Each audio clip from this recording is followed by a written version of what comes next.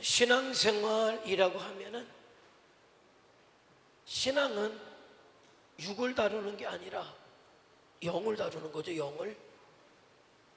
그래서 교회는 육이 잘 되려고 오는 게 아니라 영이 잘 되려고 오는 거예요. 적어도 육신의 구원이 필요한 것이 아니라 영혼의 구원을 위해서 오는 거죠. 근데 이게 사실은 아담과 하와의 범죄 이전이라면 육도 귀해요. 왜? 원래 만들어질 때 하나님께서 흙으로 육신을 만드시고 그 코에 생기를 불어넣으셔서 에덴 동산에서 그 만든 사람과 영원토록 살기를 원하셨다. 그러니까 그때는 육신도 영원한 존재죠. 그런데 죄를 짓고 사망이 온 이후에는 다 타락한 거예요. 다 타락했죠. 그런데 하나님은 저주받고 타락한 세상, 물질 세상, 육신에 대한 것은 더 이상 말씀하지 아니하시고 하나님으로부터 주어진 영에 대한 말씀을 하신단 말이에요. 그래서 우리가 구원하면 육신의 구원이 아니라 영혼의 구원을 이야기하는 거예요. 자, 그러면 우리가 일단원에서 죄를 다룬다 라고 할 때에도 우리가 이제는 구분을 해야 돼요. 죄하면 사람들이 먼저 떠올리는 거는 육신의 죄를 떠올리죠. 죄인이다라고 하면 내가 왜 죄인이냐? 내가 살인을 저질렀냐? 내가 강도짓을 했냐? 내가 왜 죄인이냐? 이렇게 이야기를 해요. 그런데 그거는 잘 모르는 이야기예요. 성경에서 이야기하는 죄는 육의 죄를 이야기하지 않고 영의 죄를 이야기해요. 영의 죄. 하나님께서 아담과 하와의 범죄 이후에 영혼의 구원을 말씀하시는데 영이 구원받기 위해서는 영이 가지고 있는 죄 문제가 해결돼야만 구원을 얻을 수 있게 되는 거죠. 자, 그렇게 놓고 볼 때 지금도 저와 여러분은 영과 육으로 되어 있단 말이죠. 육신의 필요는 뭐냐? 영혼을 받쳐줄 때 육신이 가치가 있어요. 그러니까 내 영이 주를 찬양합니다. 영이 주를 찬양하는데 영이 주를 찬양하도록 표현하는 건 뭐예요? 육신인 거죠. 그럴 때 가치가 있어요. 그러니까 내 육신은 내 영혼을 위해서 존재하는 거고 내 육신은 내 영혼의 때를 준비하게 하는 데까지가 의미가 있는 거예요. 그러니까 내가 육신을 입고 있는데 육신이 영혼을 표현하지도 못하고 영혼의 때를 준비하지도 못한다면 이 육신은 그냥 고기 덩어리인 거지. 세상 사람들 그냥 육신대로 살다가 죽는 거죠. 죽는 거예요.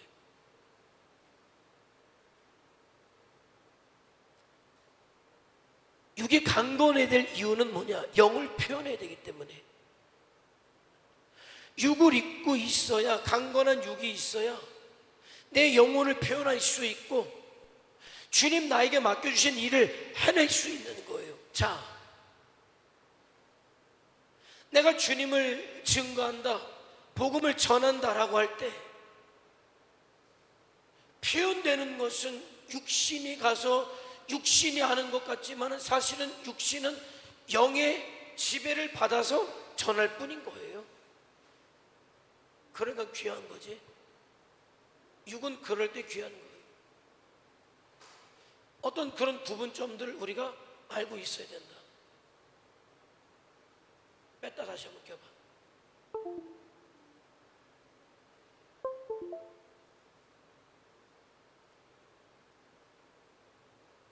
안 움직여? 이제 움직인다. 자, 그래서 우리가 지금 구원에 대한 이야기를 할 텐데, 그러니까 교회 어떤 설교, 어떤 성경 공부, 그것이 무엇이 됐든지 간에 다 영을 목표로 하고 영을 주제로 하는 거죠. 여기서 구원을 이야기할 때도 영혼의 구원을 이야기해요. 영혼의 구원. 자, 우리 주님이 오셨다. 우리 주님이 육신을 입고 이 땅에 오셔서 십자가에 못 박혀 죽으셨는데, 그 육신은 영이신 하나님께서 작정하신 뜻을 따라서 영이신 성자 예수 그리스도가 육신을 입고 와서 십자가에 못 박혀 죽으심으로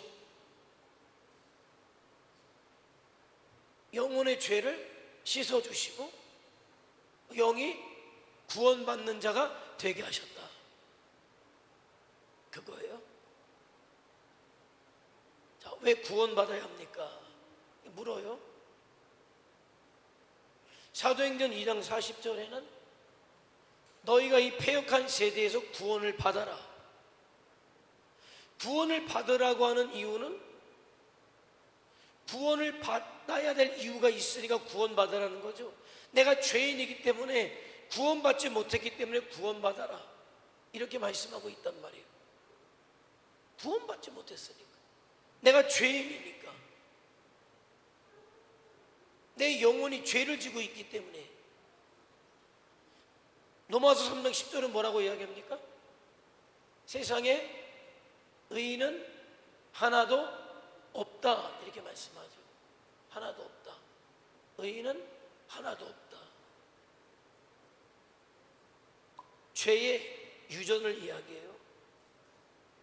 왜 세상에 의인이 하나도 없냐면은 인류의 대표 선수가 누구였습니까? 아담과 하와였어요. 아담과 하와가 하나님 앞에 죄를 범했지만은 그는 인류의 대표로서 죄를 범했기 때문에 그 이후로 아담과 하와를 통해서 태어난 모든 사람은 죄가 유전되는 거죠. 마치 조선시대 때 할아버지가 종이면 아버지도 종이고 아버지가 종이면 아들이 종인 것처럼 상관없어요. 그 태어난 아이가 얼마나 똑똑하냐, 그가 어떠하냐 상관없이 그냥 종인 거예요. 그 유전이야. 유전이에요. 유전이 무섭긴 하더라고요. 우리 셋째 큰아버님이 위암으로 한 65세쯤에 돌아가셨어요. 사촌 형님들이 있지, 아마 자기들도 알았을 거예요. 그 건강검진도 꽤 신경 많이 썼을 거고 그랬을 거예요. 음식도 신경 썼을 거고 그래서인지 술, 담배도 끊고 그러더라고요. 근데 65세 되니까는 암이 걸렸어. 그러니까 유전이라는 게 참 무섭다. 유전이. 그러니까 육신의 유전도 굉장히 무서워요. 그런데 더 무서운 거는 영적인 죄가 유전되는 것만큼 더 무서운 건 없어요. 육신에 유전된 어떤 병들은 그냥 육신만 죽이고 말면 그만이지만은 영혼의 죄는 영원히 지옥 갈 수밖에 없기 때문에 그만큼 심각한 거예요. 그래서 내 조상, 그 할아버지 아담이, 하와가 하나님을 거역하는 죄를 범했기 때문에 하나님께서 이제부터 너희는 정령 죽을 것이라 말씀하신 대로 영과 육이 죽었단 말이에요. 그런데 하나님께서는 그래도 사랑의 하나님께서 그 만드신 사람의 영혼이 죽는 것을 참아볼 수 없어서 그들의 영혼만큼만은 구원하시겠다 작정하신 거죠.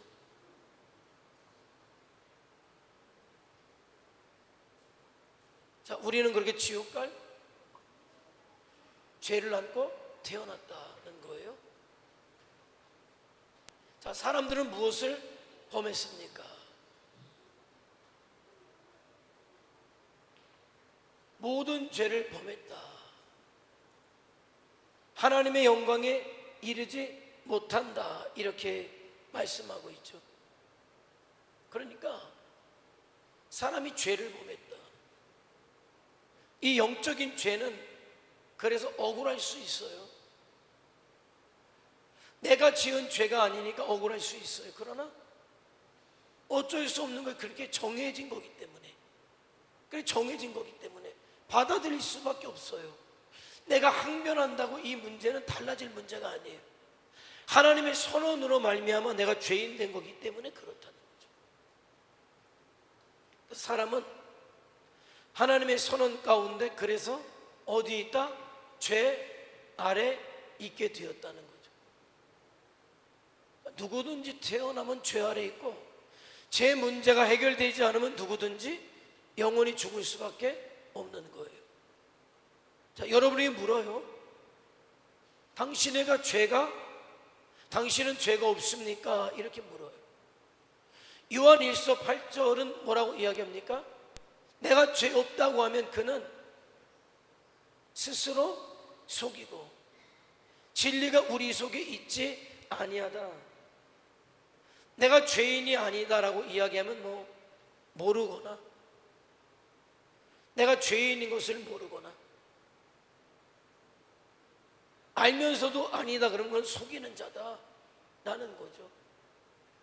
하나님의 선언 앞에 아니요 할 사람은 누구도 없는 거예요. 아니요라고 말할 사람은 그 누구도 없다는 거죠. 물어요. 여러분은 여러분의 죄를 아십니까? 한번 읽어볼까요? 시작.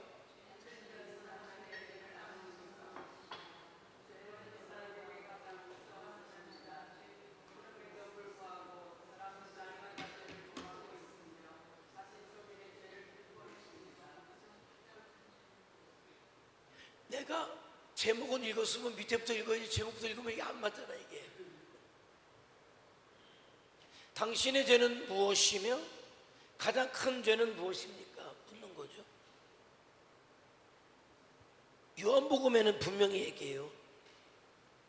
그것은 바로 예수 그리스도를 믿지 않는 죄, 영적인 죄죠. 요한복음 16장 9절에는 분명하게 믿지 않는 것이 죄입니다. 이렇게 얘기합니다.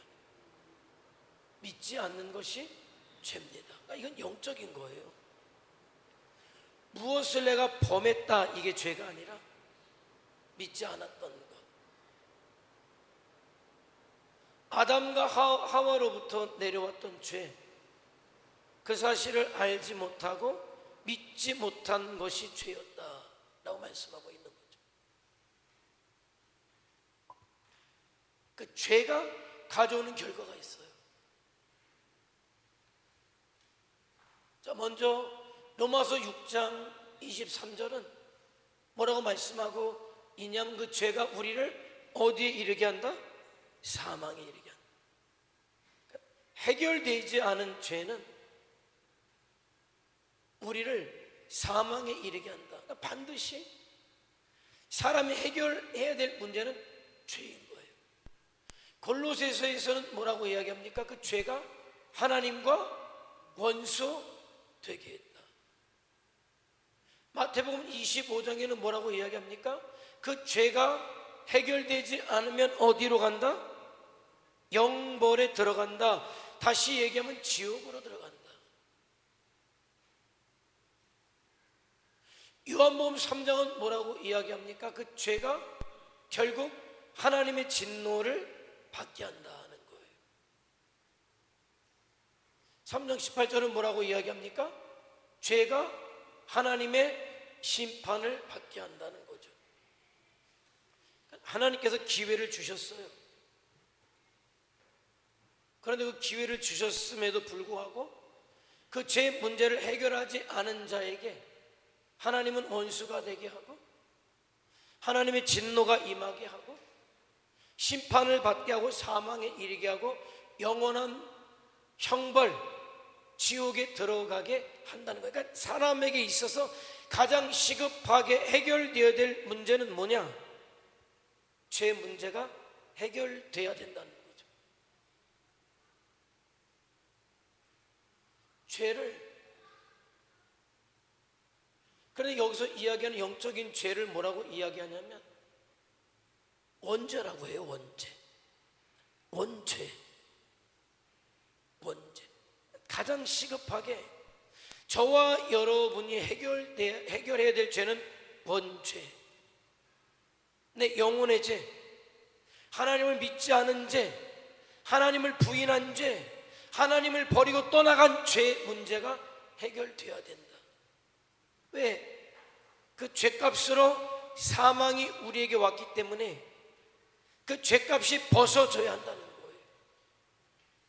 자, 그래서 우리가 일과에서 가장 알아야 할 것은, 우리는 죄 문제가 해결되어야 될 사람들인데, 죄 문제가 해결된 사람이든지 해결해야 될 사람이다라는 거예요. 그걸 분명히 알아야 돼요. 물론 영원히 지옥 갈 죄 문제는 해결됐다고 믿어요. 여기 앉아있는 여러분은 영원히 지옥 갈 죄 문제를 해결한 사람이다라고는 저는 믿는 거예요. 그러나 만에 하나 한 사람이라도 그 문제가 아직 해결되지 않았다면 분명히 듣고 깨달아야 돼요. 내가 해결돼야 할 죄가 나에게 있다는 사실을 알아야 하는 거죠. 그리고 그 죄가 해결되었어도 그 해결된 죄가 내가 해결받기 위해서 얼마나 큰 은혜가 나에게 임했는가를 알 필요가 있다는 거예요. 자, 그래서 그 문제를 어떻게 해결해야 되느냐? 거기 하나님의 사랑이 있는 거죠. 거기 하나님의 사랑이 있는 거예요. 자, 당신은 멸망할 수밖에 없는 자리에서 어떻게 피할 수 있었습니까? 이렇게 해요. 자, 본능적으로 알아요. 사람이 죽음을 두려워하는 이유는 본능적인 거예요. 그 이후에 하나님의 심판이 있다는 것을 누가 알려주지 않아도 그냥 본능적으로 하는 거예요. 사람이 본능이라는 게 있거든요. 그래서 어떻게 해서든지 죽음을 두려워하고 그 죽음에서 벗어나려고 많은 몸부림을 쳤다는 거죠. 그런데 문제는 영에 관련된 부분이기 때문에 이건 육신의 어떤 노력으로 해결이 될 수 없다는 거예요. 그 심각한 문제가 있어요. 그래서 이 죄 문제가 해결된 사람을 의인이라고 그래요. 그러니까 인정하는 거지. 죄 문제가 해결되지 않은 사람이 죄인이 되는 거예요. 자, 그런데 성경은 의로운 사람만이 구원을 받을 수 있다 이렇게 말씀하죠. 자, 말씀드린 대로 영적인 문제이기 때문에, 영혼의 구원을 이야기하는 거기 때문에 영의 문제를 육신에 해결할 수가 없다는 게 문제인 거죠. 그래서 로마서 3장 20절에서는 뭐라고 말씀하냐면, 율법의 행위로 그 앞에 의롭다 하심을 받을 자가 없다 이렇게 말씀해요. 그러니까 행위로는 의로워질 수 없다. 행위로는 내 영의 문제를 해결할 수 없다가 인간의 한계인 거예요. 돈으로도 선행으로도 어떤 노력으로도 해결할 수 없는 게 내 안에 있는 영의 문제인 거예요. 자, 그러니까 하나님께서 저와 여러분을 보실 때 뭘 보냐? 내 영을 보는 거예요. 내 영을 보는 거죠. 내 영을 보는 거예요.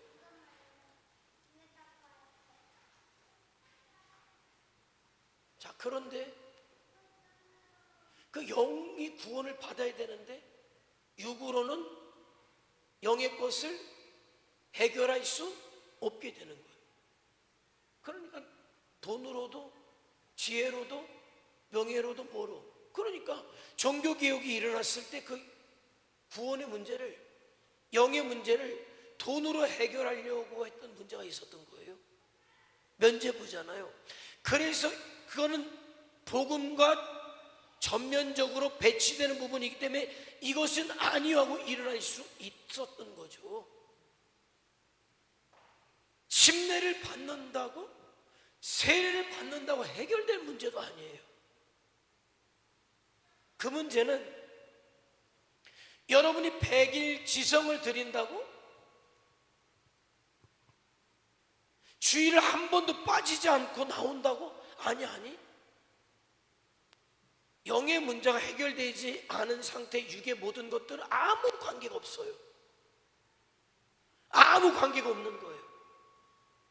영의 문제가 해결돼야 하나님하고 통하는데, 영의 문제, 죄 문제가 해결되지 않았으면 하나님과 막힌 건데, 하나님하고 막혔는데 막힌 상태에서 내가 하는 모든 것들이 아무 의미가 없는 거예요. 하나님하고 나와의 막힌 게 해결돼야 비로소 내 육신의 것들이 하나님과 연결이 되는 거죠. 영이 살아야 되는 거예요. 그래서 영이 살아난 사람은 살았다, 영이 살지 못한 사람은 살았다 얘기하지 않는 거예요. 영적인 면에서 얘기하는 거예요. 여러분, 우리가 살아야 됩니다. 아니, 그럼 내가 살았지 죽었습니까? 이건 아직 영과 육에 대한 개념이 없는 사람이에요. 우리가 살아야 됩니다라는 이야기는 영이 살아야 된다는 걸 얘기하는 거지. 그러니까 오늘도 하나님의 말씀을 받기 위해서 나왔는데 내 육신의 연약함 때문에 하나님 말씀을 못 들으면 육신이 잘못된 거예요. 그거는 그러니까 육신을 잘 다스리란 말이에요. 왜? 하나님의 말씀이 내 육신을 통해서 영으로 들어올 수 있도록 관리를 하란 말이에요. 관리를 하란 말이죠. 그럴 때 내 육신이 의미가 있고 가치가 있는 거지. 그걸 얘기하는 거예요. 그래서 내 육신이 방해하지 못하도록 내 영이 육을 다스릴 수 있도록 해야 되는데, 그러기 위해서는 내 영이 살아야 육신을 다스리는 거예요. 영이 살아있는 사람은 그래서 다른 삶을 사는 거예요. 주와 복음을 위해서 똑같은 육신을 가지고 있지만은 하나님과의 관계 속에 내 영이 살았기 때문에 내 육신을 가지고 주와 복음을 위해 살아갈 수 있는 거예요. 그래서 영이 살아야 된다고 이야기하는 거죠. 그런데 영이 살아있지 못한 사람에게 주와 복음을 위해 살아야 됩니다가 이게 무슨 소용이 있습니까? 못 알아들어. 영이 깨어있긴 깨어있으나 희미하다면은 무력한 거죠. 누워있는 거지. 그래서 영이 깨어나야 되고, 영이 살아서 내 육신을 지배해서 내 육신이 주와 복음을 위해 살도록 그렇게 이끌어가야 된다는 거죠. 그게 영이 이끄는 삶이고, 내 영이 살아날 때 성령과 맞아서 성령의 지배를 내 영이 받고 내 영이 내 육신을 지배해서 주를 위해 복음을 위해 내 살아있는 육신의 때를 값지게 쓰는 거예요. 그런데 그런 첫걸음이 하나님과 나 사이를 가로막고 있는 죄 문제가 해결돼야 되는데, 모든 사람은 태어날 때 이 죄를 갖고 태어난다. 하나님과 상관없이 태어난다. 그래서 아무리 믿음의 3대, 4대, 5대, 6대 태어난 사람이라 할지라도 똑같아요. 죄 문제가 해결되지 않은 상태에서 태어나는 거예요. 나는 그래서 모태신앙을 가진 게 축복이지만은 모태 신앙으로 태어났기 때문에 죄로 알 수 없었다면은 그거는 축복이 아니에요. 아무리 믿음의 3대 4대 집안에서 태어났다 할지라도 그 자기 죄 앞에 맞닥뜨리고 그 죄가 해결되는 시간이 있어야 되는 거죠. 그래서 배우는 거예요. 말씀을 배우는 거예요. 말씀을 듣는 거예요. 여기까지는 알잖아요. 맞아. 하나님이 나를 만드셨을 때 흙으로 육을 생기 영으로 나를 합쳐서 만드셨다. 그러니까 이거는 성경의 선언이기 때문에 받아들일 수밖에 없어요. 받아들일 수밖에 없는 거예요. 내가 이해할 수 있는 부분이 아니에요. 이거는 창세기 1장의 선언을 이해할 수 있습니까? 아니요. 저와 여러분이 이해할 수 있는 영역은요 지극히 제한되어 있어요. 어떤 사람은 그렇게 이야기해요. 그럼 하나님은 언제부터 계셨니? 생각해 보셨어요? 하나님은 언제부터 계셨을까요? 언제부터 계셨을까요? 그 대처가 언제예요? 그냥 대처인데 그냥 하나님은 애 때도 없고 청년 때도 없고 어른 때도 없고 하나님은 부모도 없고 도대체 하나님은 어떻게 생긴 거예요 그러면? 사람이야 그 하나님이 사람을 지으셨어요. 그 하나님은 어느 날 뿅? 태초에? 아무리 생각해도 그거는 저와 여러분의 영역이 아니에요. 사람의 영역이 아니에요. 극히 제한된 영성을 가지고 그거를 이해할 수 없어요. 그냥 창세기 1장, 2장, 3장 선포되는 것들은 받아들일 수밖에 없는 거예요. 이해될 수 있는, 신앙은 그래서 이해할 수 있는 게 아니에요. 그런데 내가 이해 안 된다고 그 사실이 아닌 게 아니거든요.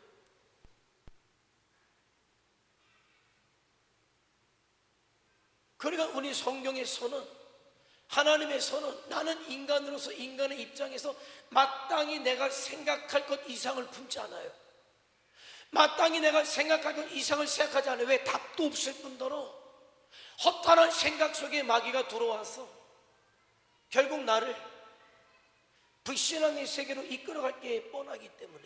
그러나 내 안에 계신 성령께서 믿어지게 하셔요. 여러분, 이게 인간의 이성으로 이해가 됩니까? 아니요. 믿어져. 믿게 하시는 분이 성령님이시란 말이에요. 그런데 그 성령에 의해서 선포된 하나님의 말씀은 모든 인간은 태어날 때 죄인이다. 해결될 죄를 안고 태어났다. 그 죄의 문제가 해결되지 않으면 지옥이다. 그런데 인간의 노력으로, 인간의 힘으로, 인간의 어떤 걸로 육신이 영의 것을 해결하지 못한다. 영이 육신을 지배하는 거거든요. 그래서 인간이 해결할 수 없기 때문에 방법을 하나님께서 여시죠. 아브라함은 무엇을 의롭다함을 받았습니까? 라고 이야기하잖아요. 로마서 4장에는 하나님을 믿음으로 해요. 믿음으로죠. 믿음으로 해요. 자, 갈라디아서 3장 11절은 뭐라고 이야기합니까? 하나님 앞에서는 아무도 율법으로 의롭게 되지 못한다. 의인은 그래서 뭐로? 믿음으로 살 것이다. 이제 육신의 범위에서 어디로 넘어가는 거예요? 영의 범위로 넘어가는 거예요 지금. 그죠? 육신으로 해결할 수 없는 제 문제가 이제 영으로 해결되는 단계로 넘어가는데 그게 뭐다? 믿음이라는 거죠. 믿음이라는 거예요. 믿음이라는 거죠. 그러니까 인간적인 어떤 행위와 노력으로 이루어질 수 없고 여전히 저주 아래 있을 수밖에 없는 게 인간이었는데, 여기에 하나님의 사랑의 개입이 있는 거죠.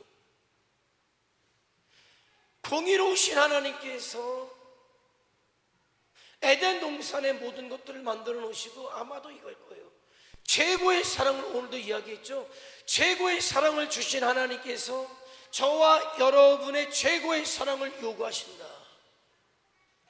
에덴 동산에 있는 모든 것들은 네가 마음대로 먹고 네 마음대로 해라. 그러나 동산 중앙에 선악을 알게 하는 나무의 실과만은 먹지 마라. 왜 그랬을까? 물어봐야 소용없어요. 그것도. 그런데 미루어 짐작해 보건대 하나님께서 최고로 만든 걸작품인 사람이 최고라는 게 어디 있어요? 스스로 생각하고 판단하고 결단하는 것. 어디로부터 왔습니까? 하나님께로부터 온 거예요. 지정의. 그거를 가지고 어떤 상황 속에서도 하나님을 선택하고 하나님의 말씀을 선택할 수 있는가를 보기를 원하셨겠죠. 정말 내가 최고로 만든 사람이 저들에게 영광 받아야 될 내가 정말 저들이 자원함으로 자발적으로 진심으로 나에게 영광을 돌릴 수 있는지 보기를 원하셨겠죠. 제자들을 막 훈련시키고 마지막 선생님이 시험을 보듯이 잘 배웠는지.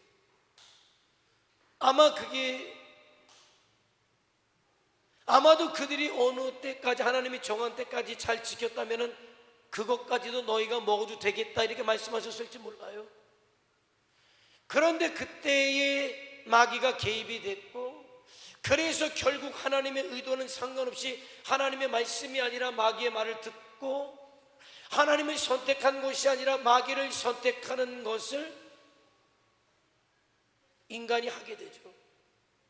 그러면서 네가 먹으면 정령 죽을 것이다 말씀하신 하나님께서 결국 그들의 선택 그대로 정령 죽는 길을 가게 되잖아요. 그냥 그거예요. 성경은 뭐라고 그러냐? 근데 하나님은 그렇게 하나님의 공의에 의해서 영원한 죽음, 영원한 사망, 지옥의 형벌을 당하는 인간들을 두고 볼 수 없었다는 거예요. 근데 인간의 입장에서는 그 부분을 해결하고 하나님의 나라에 이를 사람은 없었다. 그러니까 영의 문제는 누가 해결해야 돼? 그래서 결국 하나님이 해결하셔야만 됐다. 그게 하나님의 사랑을 이야기하는 거예요.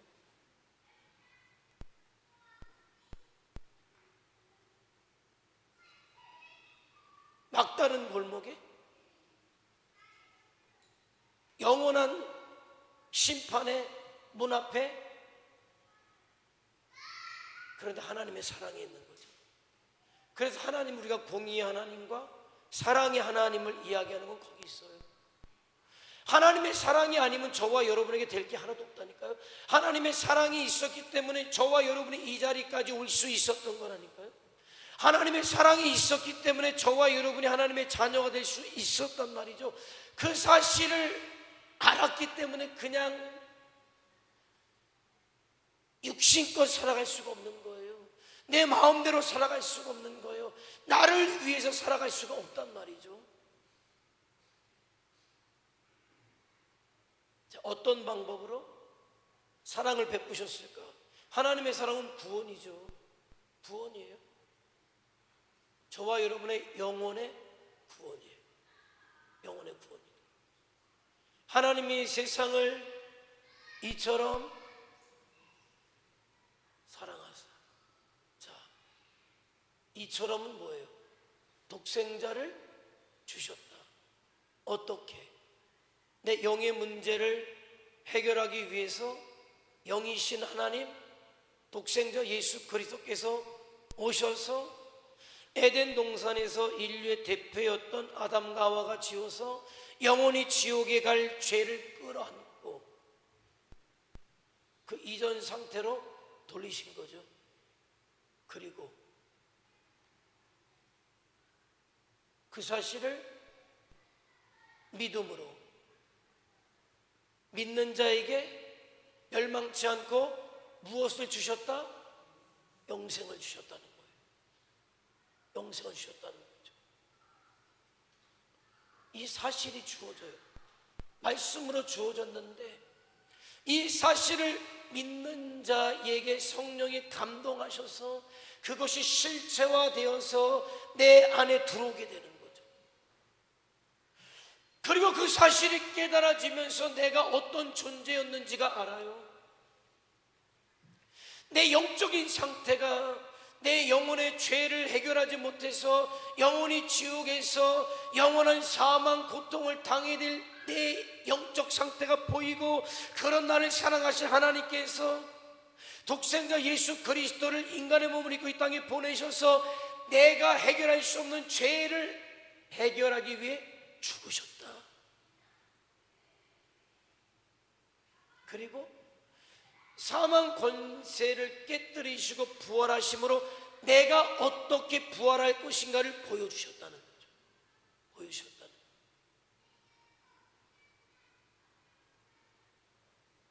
그게 깨달아지는 걸 가지고 은혜 받았다고 그래요. 은혜 받았다고.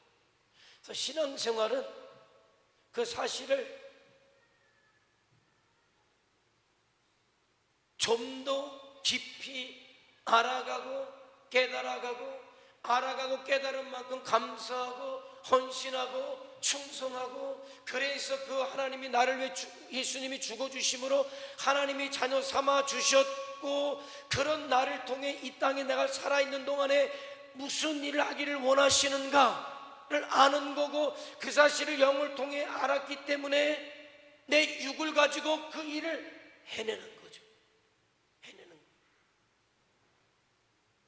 이게 신앙생활이에요. 늘 초청하시죠. 읽어볼까요? 시작.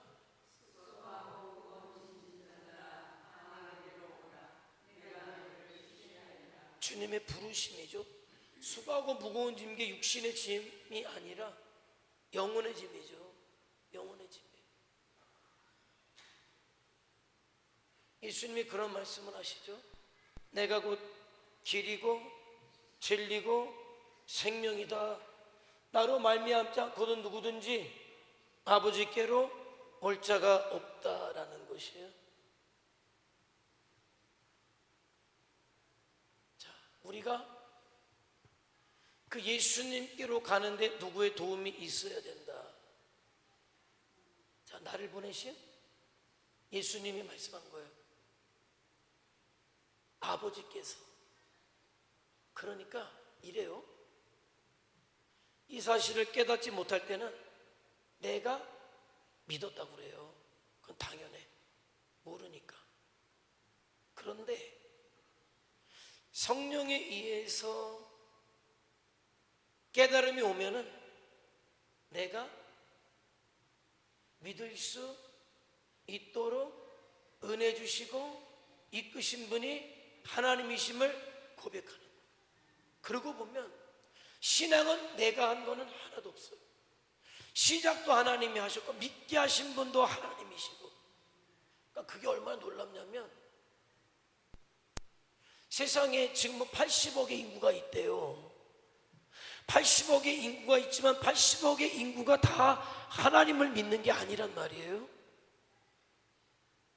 그런데 우리 주변에도 있지만 나는 하나님을 믿는데 내 친구는 안 믿어. 그 친구가 나와 다른 게 무엇입니까? 인간적으로 보면은요, 그 친구는 나보다 인성도 좋고 그 친구는 나보다 여러 면에서 내가 생각해도 이 사회가 필요로 하는 사람이면 어쩌면 내가 아니라 그 친구 같아. 그런데 그런 친구를 제껴놓고 나를 하나님의 자녀 삼아 주신 것, 뭐라고 표현할까요? 그게 은혜예요. 그게 은혜란 말이죠. 이해할 수 없어요. 그거는 하나님 앞에 가서 저와 여러분이 물어봐야 될 이야기인데 제가 고민을 해봤어요. 내가 그렇게 물으면은 하나님이 뭐라고 대답하실까? 제가 고민을 좀 해봤어요. 해봤어요? 해봤대. 뭐?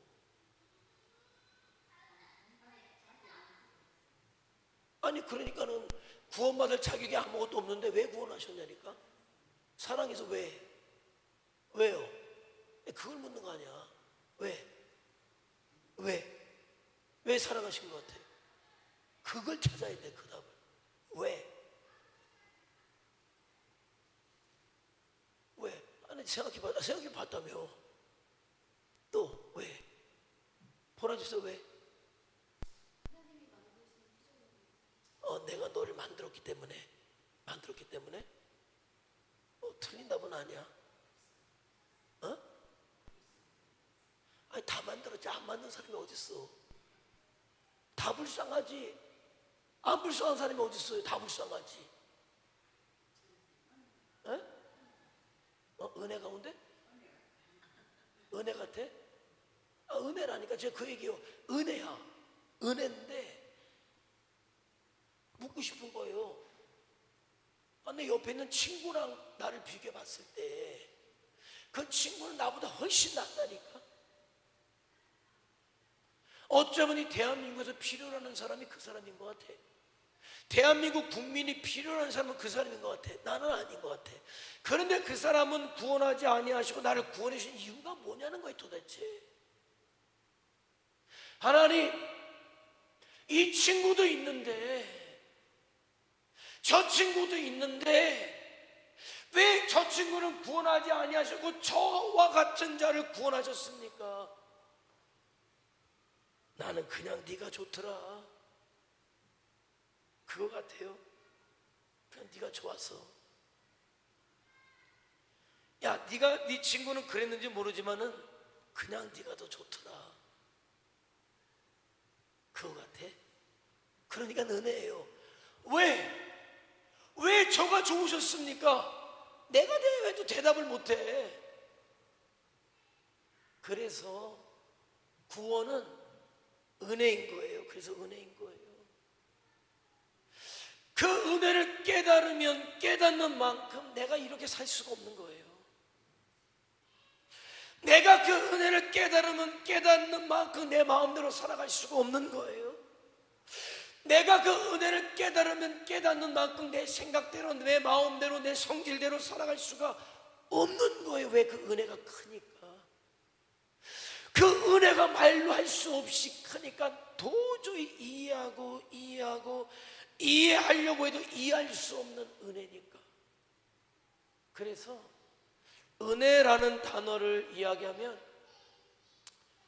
사전적으로는 은혜는 받을 자격이 없는 사람에게 주어지는 게 은혜다 그래요. 그런데 정말 받을 만한 자격이 요만큼도 없어요. 그런데 그런 나를, 자격 없는 나를 그냥 말로만 한 게 아니라 독생자를 보내셔서 그분을 십자가에 죽이시면서까지 그런 나를 구원하신 이유를 나는 말할 수 없고 설명할 수 없어서 사도 바울은 뭐라고 이야기합니까? 버러지와 같은 나를, 죄인 중에 괴수와 같은 나를 하나님의 자녀로 삼아주신 것이 감사하기 때문에 이제는 내가 살아도 주를 위해 사는 자 되겠습니다. 내가 비록 죽을지언정 그 죽는 이유도 주님 때문에 죽는 자가 되겠습니다. 내가 오늘도 밥을 먹었죠. 내가 무엇인가를 마셨죠. 내가 무엇인가를 했죠. 그런데 먹든지 마시든지 무엇을 한다면은 하나님의 영광을 위해서, 내가 사는 자가 되겠습니다. 영이 딱 깨어나니까 그 육신을 가지고 하나님이 주신 사명을 위해서 목숨을 아끼지 아니하고 주를 위해 사는 인생을 살아갈 수 있었다. 그래서 이 부분이에요. 어떻게 저 사람은 저렇게 살아갈 수 있을까? 이 부분이 중요해요. 이 부분이 깨달아졌기 때문에, 이 부분이 깊이 깨달아지는 만큼, 이 부분에 대해서 감격하고 감동하는 만큼 그런 삶을 사는 거예요. 아니, 저 사람은 장로인데 왜 장로임에도 불구하고 이렇지? 이 부분으로 와야 되는 거예요. 이 부분으로 와야 되는 거예요. 나와 같은 자를 사랑하시고 구원하신 하나님에 대한 깊은 묵상이 없으면, 깨달음이 없으면, 그리고 그 하나님이신 분이 나를 위해서 오셔서 십자가에서 죽으셨다는 그 엄청난 사건이, 그게 얼마나 엄청난 것인가를 깨닫지 못했기 때문에 그거예요. 그러니까 이 사람에게 있어서의 십자가의 복음, 하나님의 사랑은 손톱만큼인 거예요. 그러나 저 사람에게 있어서의 하나님의 사랑과 주님의 십자가는 전부인 거지. 전부인 거예요. 신앙생활은 그래서 깨닫는 만큼 한다는 거예요. 그러니까 늘 너무 바쁘게 살지 말고 내 삶 속에 역사하신 하나님의 은혜에 대해서 늘 묵상하는 거예요. 늘 묵상하는 거예요. 생각을 다른 데 놓지 말고 하나님께 집중하는 게 필요해요. 그래서 너무 바쁘니까 그래서 우리가 시간을 떼는 거예요. 새벽이 됐던 저녁이 됐던 점심시간이 되었던 시간을 떼어서 생각하는 거예요. 하나님의 은혜를 생각하고 하나님의 사랑을 생각하면 누가 역사합니까? 성령이 나를 자극해요. 참 시원해. 그러면은 깨닫지 못한 것들이 또 깨달아지고 은혜가 커지고 그런데 그런 시간들을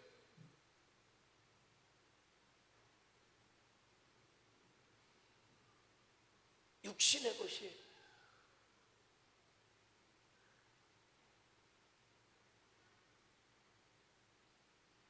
가로막는 거죠.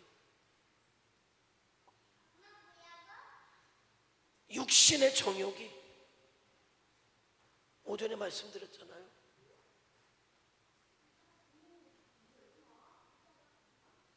안목의 정욕이, 자랑하고 싶은 이생의 자랑이 그걸 뺏어가는 거예요.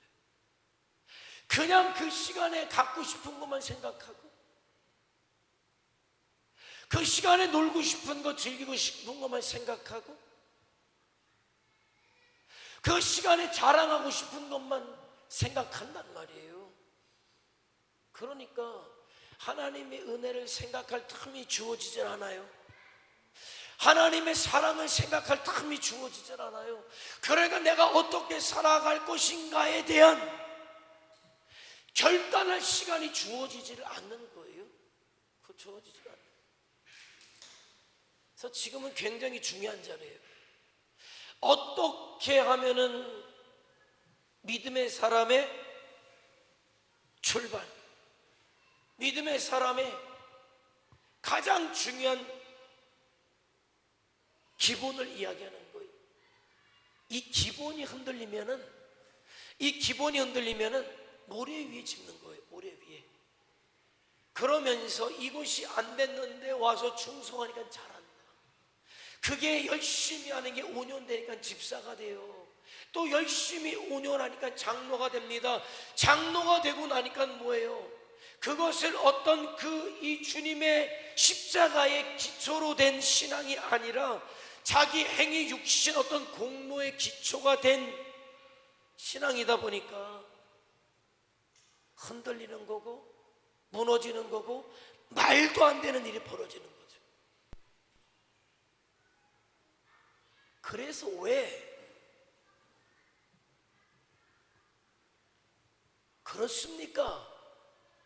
이렇게 묻는다면 주님을 못 만났다는 게 이거예요. 주님을 만났습니까? 물어보는 게 자꾸 기분 나쁘다고 하지 말고 일로 가서 내가 정말 그 주님의 은혜, 나와 같은 것을 내가 믿은 것도 아니에요. 믿어지게 하시는데 어떻게 해요? 믿어지게 하신 하나님의 은혜로 주님의 십자가도 내가 믿은 게 아니라 믿어졌어요. 그래서 단지 나는 믿어진 것을 고백한 건, 예수님을 믿는다고 고백한 것도 내가 한 게 아니라 내 속에 있는 성령께서 하셨다. 내가 한 건 하나도 없는 거예요. 그러니까 신앙은 내공론 없는 거예요. 요만큼도 없는 거예요. 그러니까 신앙생활하면서 내공로 찾는 사람은 이건 기본이 안 된 사람인 거지. 아직 복음이 복음되지 못한 거지. 주님이 주님 되지 못한 거지. 내가 왜 이 자리에 있는지를 모르는 거예요. 정말 모르는 거예요. 뭐 교회 다니면은 좀 뭐 더 사는데 뭐 도움이 된다니까 이거는 아니에요. 그러니까는 잘 안 풀리면은 이게 뭔가 교회 다녀봐야 소용없다. 아니, 말씀드렸지만은 교회는 영을 다루는 곳이에요. 영이 살아나는 곳이에요. 영이 살아나서 육을 가지고 주의 일을 하다 보니까 주의 일을 하라고 하나님께서 부으시는 거를 요거는 빼먹고 교회 다니니까 저 사람이 잘 되는구나 오해하는 거지, 착각하는 거지. 영은 딱 빼먹고 육신이 잘 되는 것만 왜 잘 되게 됐냐 말이지. 저 사람이 육신이 잘 돼가지고 하는 일이 뭐냐를 봐야죠. 주와 복음을 위해서 사는 거예요. 주와 복음을 위해서 살지는 않으면서 육신만 잘 된다? 이건 교회가 아니라니까. 이상하게 만들려면 말씀드렸듯이 이게 헷갈리면 교회가 이상하게 되는 거예요. 교회인지 침묵단체인지. 주와 복음을 위한 일에는 관심이 없고 육신적으로 누구 어렵다 뭐하다 하는 데는 눈에 불을 켜고 교회가 도와야지. 교회가 돕는 일도 해야지. 그러나 교회 본질은 그게 아니에요. 교회와 무슨 자선단체와 침묵단체와 헷갈리지 말란 말이에요. 교회가 자선의 일도 하죠. 침묵의 일도 하죠. 구제 일도 하죠. 그러나 그건 교회가 아니에요. 교회 역할 중 기능 중 하나일 뿐이지. 교회의 본질적인 기능은 뭡니까? 영이 사는 거예요. 예수로 영이 살아서 산 영을 가지고 죽은 영을 살리는 일을 해내야 돼요. 그게 저와 여러분이 해야 되는데 그런 일을 할 수 있는 힘이 어디서 옵니까? 이 문제가 해결되자면 힘이 없어요. 이 문제가 해결되면은요, 신앙생활이 행복한 거라고 그랬죠. 왜? 갈라디아서 2장 20절이 내 삶 속에 실체화되는 거기 때문에. 갈라디아서 2장 20절이 뭡니까? 내가 그리스도와 함께 십자가에 못 박혔나니 믿음으로. 여기까지예요. 죄를 깨달았잖아요. 하나님의 사랑을 깨달았잖아요. 그런즉 이제는 내가 사는 것이 아니라 오직 내 안에 그리스도께서 사는 것이라. 이제 내가 사는 것은 나를 위해서 십자가에 못 박히신 그 이전에 나를 이해할 수 없는 그 사랑으로 사랑하신 하나님 예수 그리스도를 위하여 사는 것이 신앙생활이고, 그걸 깨달았는데 불행해요? 아니, 행복한 거지.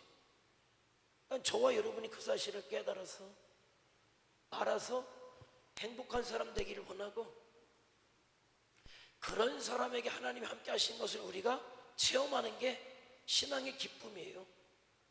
그리고 하나님께서 내 삶을 이끌어 가시고 나를 통해 영광 받으시고, 그런 나를 통해 내 가정을 구원하고 내 부모 형제를 구원하고 내 이웃을 구원하고, 그럼 마침내 그런 자를 부르신 하나님의 나라, 아무나 부르지 않죠. 아무나 부르지 않아요. 그런 자를 부르시는 하나님의 나라에서 왜? 주님의 목숨값이 있는 거잖아요. 그러니까 진지할 필요가 있는 거지. 그냥 나 교회 다녀요, 예수 믿어요, 그 고백이 아니라 정말 이 고백이 진실돼서 육신의 정욕을 이기고 안목의 정욕을 이기고 이생의 자랑을 이기는 삶을 살아냈느냐가 증거하는 거예요. 그런데 육신의 정욕도 못 이기고 안목의 정욕도 못 이기고 이생의 자랑도 못 이기면서 예수 믿는다?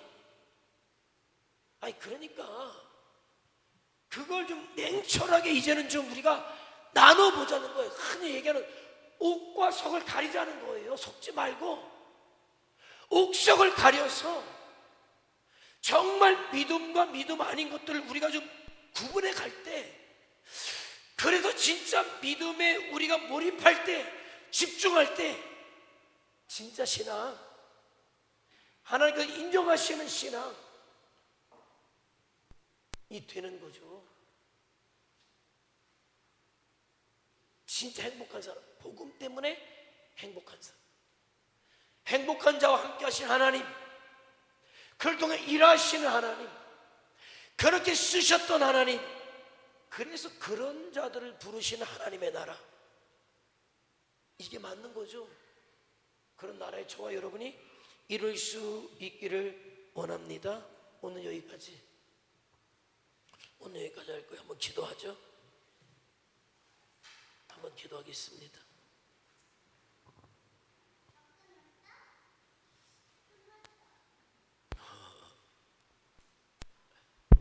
늘 물어야 돼요. 우리는 늘 물어야 돼요. 내 신앙의 자리를 물어야 돼요.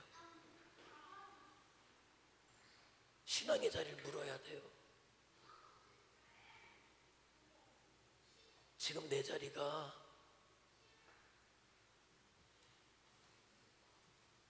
하나님의 사랑을 깨닫는 자리인지, 저도 지금도 이해 못해요. 저는 어떻게 보면은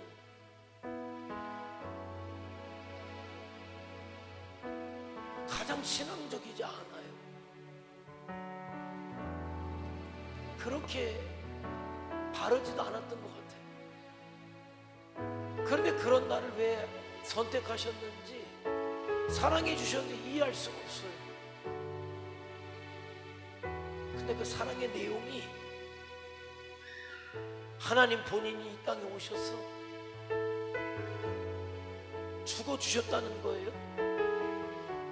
근데 그게 성령님에 의해서 내 마음에 감동쳐올 때 어떻게 할 수가 없었어요. 그 사실이 믿어지게 하시는 분이 성령님이시라니까. 그 사실이 깨달아질 때, 주님, 내가 어떻게 살아야 합니까? 나를 그렇게 있는 모습 그대로 사랑해 주신 주를 위해 사는 자 되겠습니다. 이제 내 육신의 정욕을 위해서 안 살고, 안목의 정욕을 위해서 안 살고, 이생의 자랑을 위해서 살지 않겠습니다. 이제는 주와 복음을 위해서 살겠습니다. 그게 막 고백이 되는 거예요. 그게 결단이 되는 거예요. 그게 오늘까지 온 거예요. 나는 이런 깨달음이 이 시간에 다시 한번 일어나길 원하고, 다시 분명하게 주님 만났던 그 자리가 기억되기를 원하고, 고백했던 그 자리가 기억되기를 원했어요. 이제 내가 주를 위해, 복음을 위해 정말 남아있는 인생을 그렇게 사는 자 되겠사오니, 나를 통해서 일하여 주시고 우리를 통하여 일하여 주시옵소서. 우리 다 같이 주여 한번 부르며 통성으로 기도합니다. 주여.